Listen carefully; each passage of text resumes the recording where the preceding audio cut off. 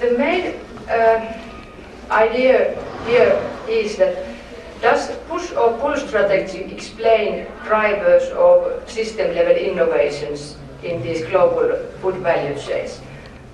Because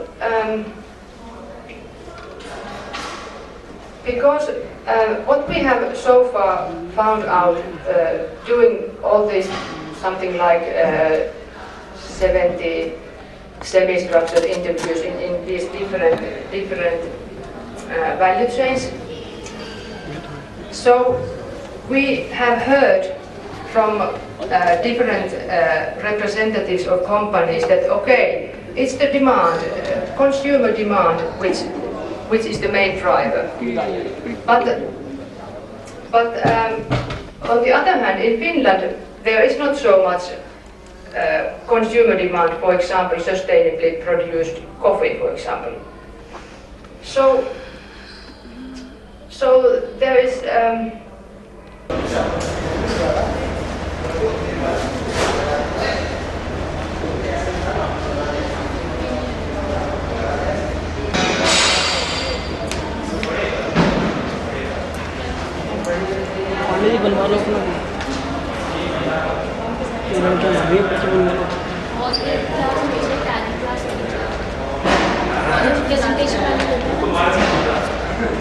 employment and economy who is behind this kind of project.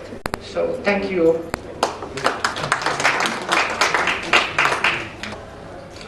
Thank you, Professor Kaisa. It was a wonderful cover. That is wonderful. This is the fruit of having interaction and listening to different ideas. Very well presented, and I thank all the speakers.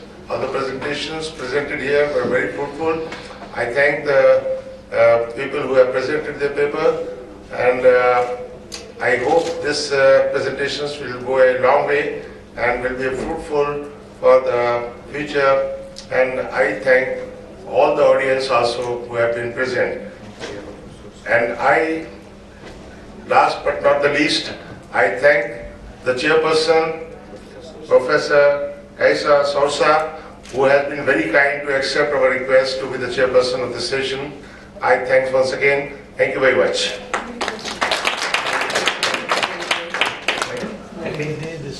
Thank you very much. Thank you so much, ma'am, for your kind gesture. May I have the honor to welcome Professor Sanjeev Kakoti from Indian Institute of Management. Book on the issue of technology in medieval Assam has just been published by Cambridge University. We welcome you, sir. May I please request Professor Sunil Kumar to felicitate Professor Sanjeev Kakoti.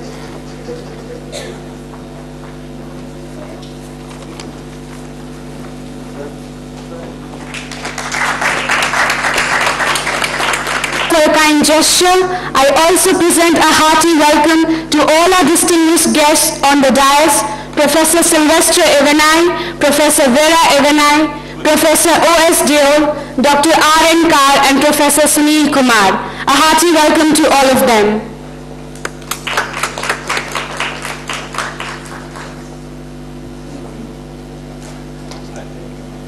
Please request Professor Paul Srivastava to take charge of the session.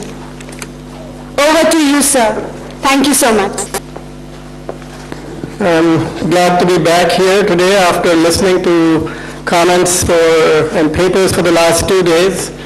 And this is supposed to be a workshop, and so I thought we'll do something a little bit different than what we have been doing in the previous ones. You've already heard my message about sustainability.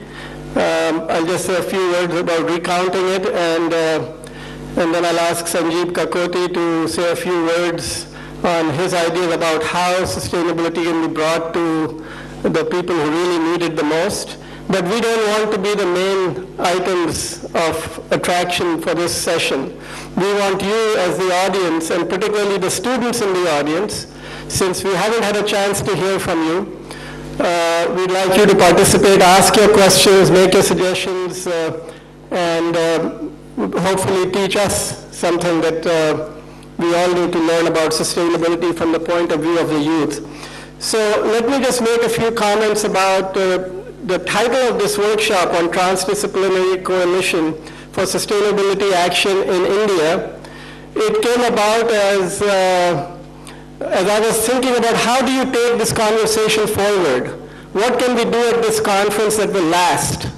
I go to too many conferences every year where we do a lot of talking, and then when we leave the conference, there's nothing that gets followed up.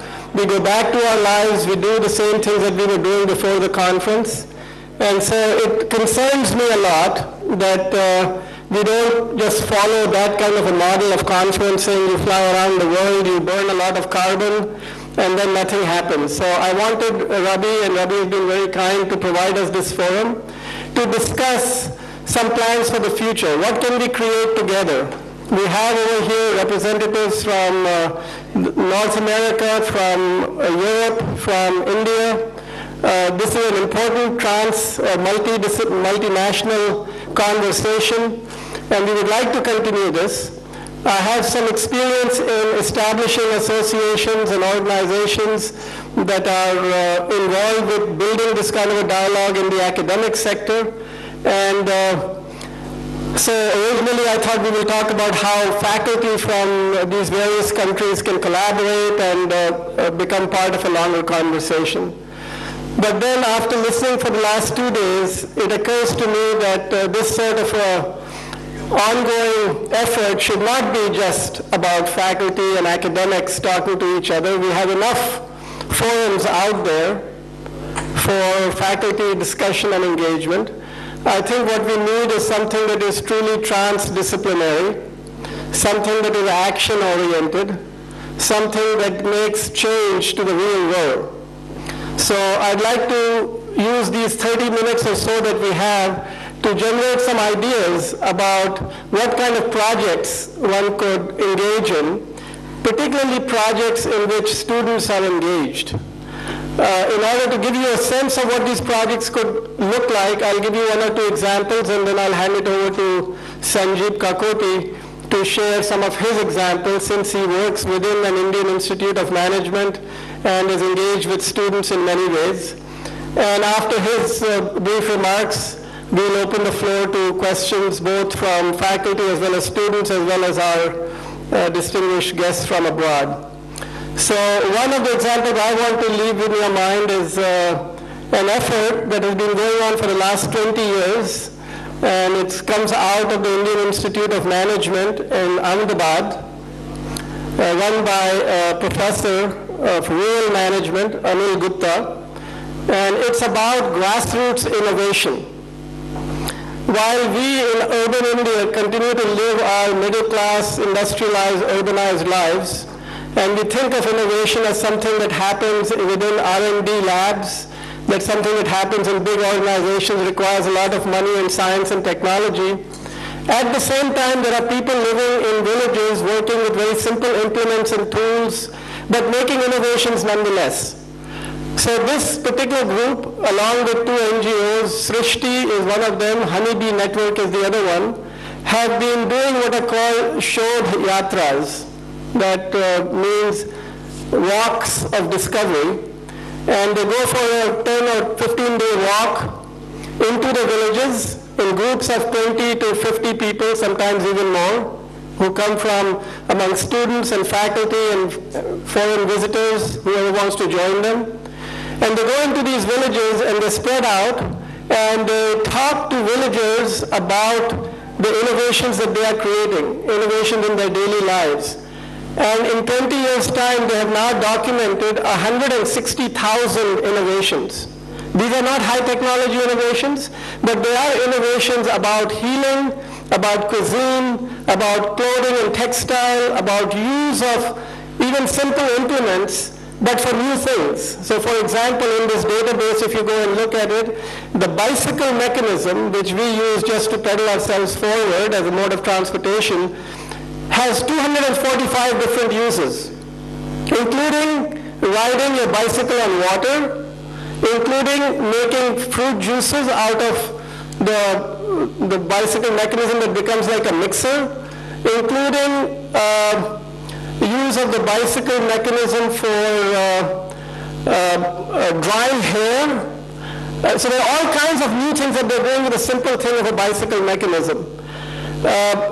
It's all driven by student energy. All of these innovations are recorded. They are available in social media. You can go onto their websites and take a look at the kind of stuff that's going on. And it's this effort has inspired, the students in this effort have inspired the formation and the acceptance by the government that this is a very legitimate activity, it is a very valuable activity. Government has founded something called the National Innovation Foundation, which has now become the model for a similar foundation in China, a similar foundation in South Africa, and I believe that they've been invited by the German government to come and think about how grassroots innovation can occur in a European environment. So I take great pleasure in bringing this idea to you, an idea that is driven by student interest and executed by student energy, and invite people to think about it, and maybe we'll discuss a few ideas coming out of this conference and hopefully create a forum for taking it forward. So with those remarks, I'm going to move on and give it to Sanjeev Kakoti to make his remarks, and then we'll open the floor to questions. Thank you. Everyone here. It's been a delightful 3 days for me here in Delhi, and I'd like to share some of my experience of working. I am actually on the advisory board of a group of ashrams that were started by Mahatma Gandhi in 1945. They are the Kasturba Gandhi ashrams. And some of the experience I've gained there, I've brought into the classroom. And I'd like to share some of those. There was something that I spoke of yesterday in my presentation about a historian. I'm essentially a historian who tries to understand why history changes, why things change in human life. And technology has been one of the drivers that have brought about change. And Arnold Toynbee, one of the great historians that the modern world has produced, has studied 29 civilizations, and he's talked about a theory which is termed as the challenge and response theory. Now, every civilization is faced with a challenge, and it comes up with a response. If that response is adequate, the civilization goes ahead. Otherwise, that civilization declines. I think the modern civilization faces the major challenge of sustainability. And Toynbee also talks about that everybody cannot come up with a challenge. It's a very small minority that thinks about change, thinks about the response. And he calls that the creative minority. So the small group that's assembled in this room, I would love to think that this is a fraction of that creative minority that is there. And how do we meet the challenge of sustainability? And I was quite thrilled to see that the multidisciplinary approach has finally taken roots. What's happening with human knowledge is that we have succeeded in creating silos of our own existence. If you fall sick, probably you need to know how sick you are so that you could go to the requisite specialist. Just being sick is not enough. You've got to know where you're sick. So we do not treat human beings as a complete system. We treat them in parts. We don't think of the universe as a system that's symbiotic. Every creature needs to depend on the other, and there's a kind of interrelation that cannot be wished away. Now, if we look at in the world as a system that's dependent on each creature for its existence, for its survival, then the multidisciplinary or interdisciplinary approach to solving our problems is so very essential. Now, for that, we probably need to redefine some of the paradigms on which we stand. And one of the paradigms on which modern civilization, the modern economy runs is that of profit. And the moment we talk about profit, we are talking only in terms of monetary profit. Now, profits can come in many ways. It can come in terms of social profit. It can come in terms of happiness. If I do something and that gives me happiness, that is my profit from the project. Now, when we look at the bottom line of a company or of an MNC or a business organization, we are essentially looking at how much of profits it has generated in monetary terms. We do not look at any other profits. Now, if in the accounting system some amount of social profit is put in and we look at comparative MNCs as to how they are doing in the social front, I think a completely new balance sheet would appear. And that's something very important. Now, it is in order to redefine some of these basic assumptions on which the modern economy is running. We go out into the villages and we try and see how things are happening. Now, one of the essentials of life is probably happiness, is probably satisfaction. Now, Bhutan has been one of the countries that has introduced happiness as one of the indices on which the growth of the country is being measured. And a lot of other countries have followed suit. If a country can use happiness as one of the indexes or one of the indices, I see no reason why social profit cannot be introduced as one of the indices in the balance sheet of MNCs. Now, if that be the case, then the entire equation would change. Now, with the amount of resources that we have on this universe and the consumption patterns that we have, probably we cannot sustain this present way of living for too long. Now, time has come for us to take a relook. Now, there is this small little ashram on the way to Cherrapunji. Cherrapunji happens to be one of the wettest places on this earth. On the way to Cherrapunji, there was an ashram which was started in the year 1950. Now, this ashram the building was more than 50 years old. It was leaking, it was breaking down, and there was not enough money to build it. Now, what do we do about this? So I took this as a challenge, and I got the community involved. All the people in the village, there are 53 families over there, and they essentially survive on daily labor. They work for the day and they have food on the table in the night. Now, it's amazing that the people from this village actually donated their labor. They donated, and they worked without any remuneration to make a new building. And I took my students there, and the students were saying that this is the example of a perfect organization. This is something that we strive for in our classrooms theoretically, but in a remote village, which is supposed to be a tribal village, they have demonstrated that a successful organization is working. I had a short film on this, which I was supposed to show yesterday. I didn't. But the thing is, this essentially goes back to something that Gandhi's follower Vinoba started. And my father happened to be with Vinoba when he walked the length and breadth of the country. And his basic mantra was very simple, that a lot of landlords have more land than they can possibly use. So why don't you donate some of that land to the people who don't have land? This was called the Bhudan movement. And I'll just illustrate a very, very small example that my father had told me, and I think it carries a lot of meaning for all of us in this room. And this was when they walked into a village which could hardly have enough food to have on the table twice a day. Vinoba goes into this very poor village and he says, "Why don't you start a bank?" And everybody was incredulous. A bank? We start a bank? We don't even have enough to eat. So Vinoba smiled back and he said, "Don't you people eat at least one meal a day?" He said, "Yeah." So he called the women folk and he said, how much of rice do you cook? He said, maybe, is it one handful for every person? He said, yeah, roughly about one handful for every person. So if there are 8 people in your family, you'll cook 8 handfuls of rice. He said, yes. Now, if you take away one handful of rice from that 8 handfuls, is it going to make an enormous difference to the meal that you're having? They said, no. So can you take away one handful and keep it aside every day, every meal that you have? I said, yes, we could do that. They started that. That was the Ek Muthi Chawal. Now, within a week, within 10 days, a village organization developed where this handful of rice from each family was brought in and kept in a pool. In times of famines, in times of droughts, this was the rice bank that they fell upon. If the rice was not required, it was sold in the market, the money was used as a seed capital to start a lot of ventures. Needless to say, this village became self-reliant, and it all started with a handful of rice. There are examples galore from all over India where things can change. We've been talking about technology. The other thing about technology in India has been that we are all followers of the industrial model of the West. The difference between the Orient and the Occident has been, in the Orient, there has never been an attempt to create knowledge monopolies.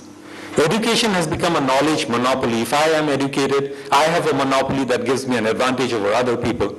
If this entire IPR or the patent regime is something which is alien to Indian thought, because if I discover something and I can use it for the welfare of society, that's my greatest gift that I can have. So this concept of sharing of knowledge is something which is very, very ingrained, or was very ingrained, I'm sorry to say, in the Orient. And that is something that needs to be cultivated. What Paul was referring to about the work that Anil Gupta has been doing, he undertakes a yatra, which is called the Soul Yatra. He takes a handful of students and they are taken out on an excursion of different parts of the country. They go and live in the rural areas and they find out what people are doing.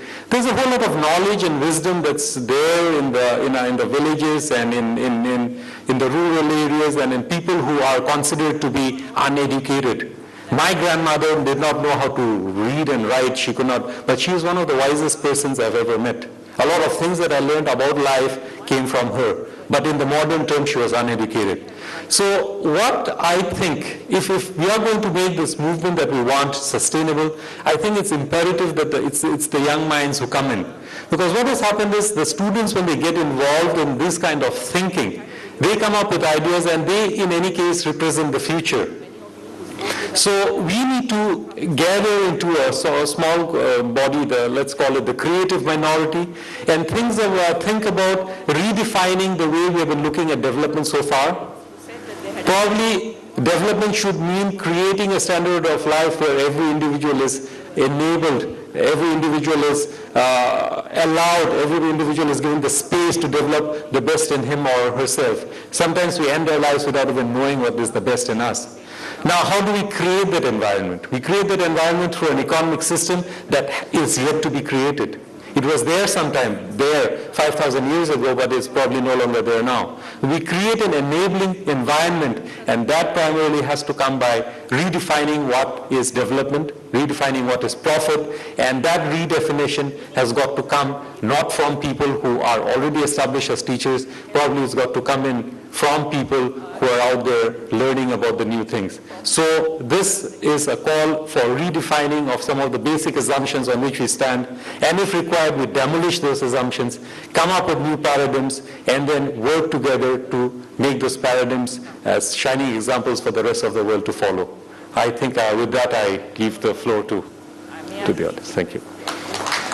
Sanjeev, very thoughtful remarks and a challenge that is now thrown open to this hall, particularly to the students. And I would urge that we begin with some student voices. So those of you who have been listening to the conversation for the last 2 days, please ask your questions, make your comments, make your suggestions. Where do you think sustainability should be going? What kind of assumptions do you think we should be changing? How do you think multinationals should be engaged? This is the time to raise your voices. The floor is open. Is there a mic that can be?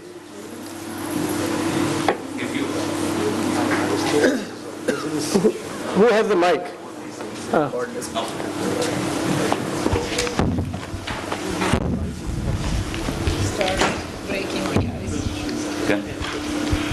Thank you.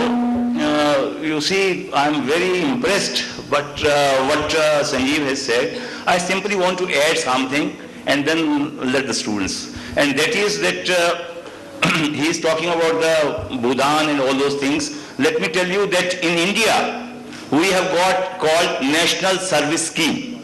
It was started in 1969, and what does it mean? It simply means the service by the students in the community, which is good for their personality development also. In our own university also, we have got 4 items, as I was telling, that sports, culture, National Cadet Corps and NSS. And all the students have to opt for 2 of these. In fact, I was the program coordinator in Delhi University also, and I saw these students working in the slums, donating blood, and all these activities, tree plantation and all this. I simply wanted to add this thing. Now I think the students should come forward. Thank you. Thank you. So there is already a vehicle in place, which is good to hear. So students in the room, anybody has thoughts, comments? I would like to add one more thing. Today, a number of products. Recently also, in University of Delhi, under the initiative of the Vice Chancellor, we are now sending students. We have entered into partnership with the Indian Railways. So that is called Bharat Yatra. So Ganado Yatra. So students are being sent to see the real India. So that is also formed part of the credit system. So already 2 batches of 2 trains have already traveled the length and breadth of the country. Thank you. Good, good. We're still waiting to hear from students.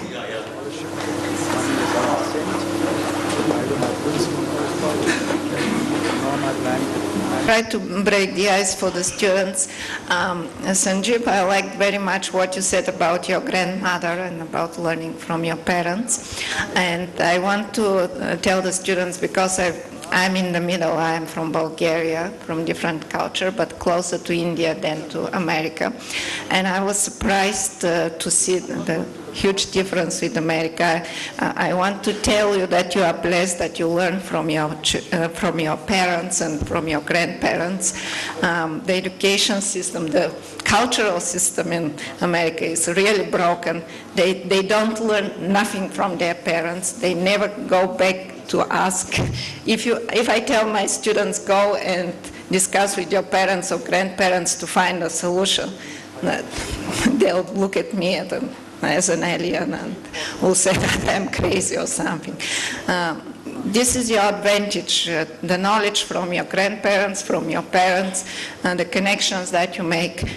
You are blessed with this, and you can enrich your life much and have all this knowledge on top of what we teach you. So take advantage and come on. Ask questions and break the ice. I know the distance here is a little bit power distance between teachers and students. In North America, they call us by first name. They don't stand up when we get in the room. And I'm really impressed and touched by all this environment. Okay, so I invite you. I guess I'll just give a little help from my side. In my communication classes, what I do sometimes, I start my classes by asking people, and you might think I'm crazy. I'd say that let's imagine one thing. Let's imagine that we're writing our own obituaries. What would you write in your own obituary?